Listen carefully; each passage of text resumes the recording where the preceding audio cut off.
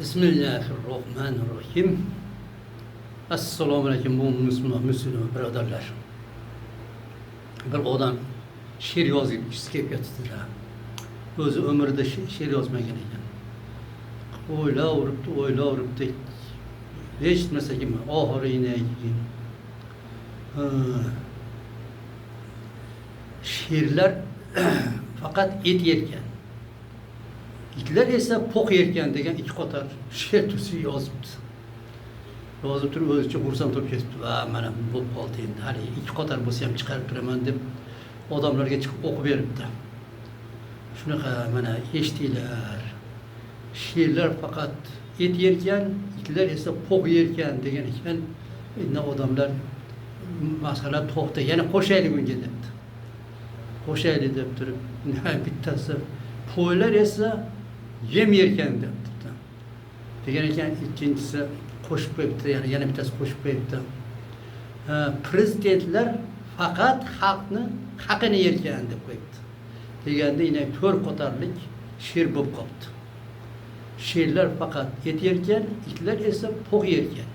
Qo'ylar yem yerkan, prezidentlar faqat xalqni haqini yerkan deb. Deganda endi yozilib ketdi. Yo'q, endi mana bu nima bo'ladi? Zo'r bo'ldi deganda to'xtanglar, yana qo'shib qo'yaylik debdi.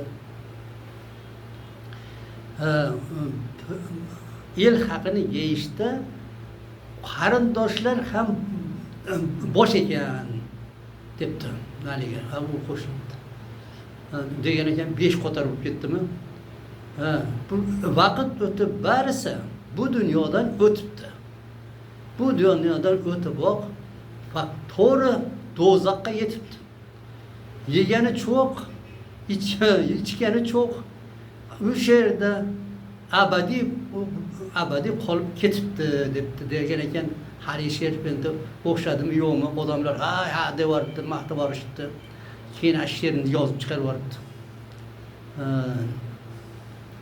Haligina endi ashim hozir shuni chiqaryapmiz. Yoqqan bo'lsa, haliginaqa like bosib, nimalarni kommentarlar yozib, nima qilsanglar, haligi nimadan o'sha she'rlardan yana chiqarib turamiz. Bundan ko'ra yana zo'rroqdan qilib. Endi agar yoqmagan bo'lsa, like bosmasanglar, mana bu kommentar yozmasanglar, unda shu bilan to'xtatib qo'yamiz. O'zingizlar o'ylab ko'ringlar. Shuni to'xtamasin desa, erikmasdan o'sha kommentlarni yozib, bu yoqmasa ham yoqtirib qo'ysanglar, keyingilari ehtimol sizlarga yoqadigan chiqib qolar. Assalomu alaykum va rahmatullohi va barakatuh.